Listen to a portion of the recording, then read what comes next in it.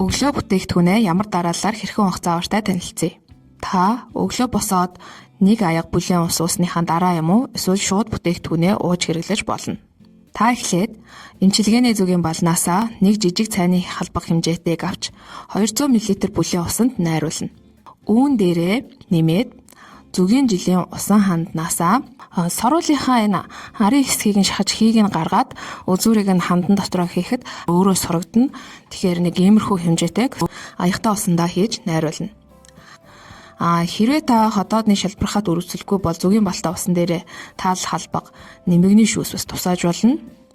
За найруулсан усаа одоохондоо уулгүйгээр төр тавьчихна. Одоо нөхөн сэргийн хэмчилгээний үрлүүдээ уuna. Эхлээд эдгээр хоёр үрлээ холино. Үүний тулд том саванд үрлүүдээ задлж хийгээд хооронд нь маш сайн холино.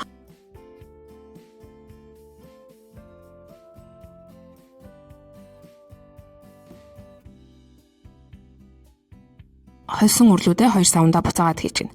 За нэг савтай холсон үрлийг бол нийтдээ 21 хоног хэрэглээд дуусгаар нь дараагийн савтай үрлээ хэрэглэнэ. За одоо хэр хэмжээтэй авахыг харуулъя. Холсон үрлнээсээ 2 цайны албыг авч зайжлаад өмнө нь найруулж тавьсан зүгийн бал жилийтэй усаараа даруулж байна. Үрлээ уусныхаа дараа зүгийн жилийн тосон ханднаасаа соруулынхаа энэ арын хэсгийг нь шахаж хийг нь гаргаад үзүүрийг нь хандан дотроо хийхэд өөрөө сурагдана.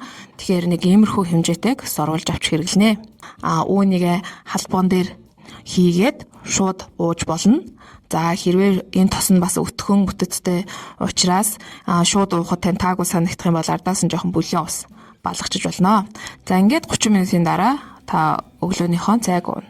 За өглөөний хоолныхоо үеэр 50 мл орчим бүлээн усанд напихит гэж одоо модныхаа ханднаас 7 туслыг хийж найруулж ууж болно. Одоо өдөр ямар бүтээгдэхүүнээ ямар дараалалаар уух заавартай танилцъя. Та эхлээд эмчилгээний зүгийн балнаасаа нэг жижиг цайны халбах хэмжээтэйг авч 200 мл бүлээн усанд найруулна. Үүн дээрээ нэмээд зүгийн жилийн усан ханднаасаа соруулынхаа энэ арын хэсгийг нь шахаж хийг нь гаргаад үзүүрийг нь хандан дотроо хийхэд өөрөө сурагдана.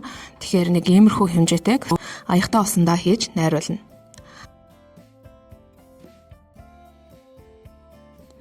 За найруулсан усаа одоохондоо уулгүйгээр төр тавьчихна.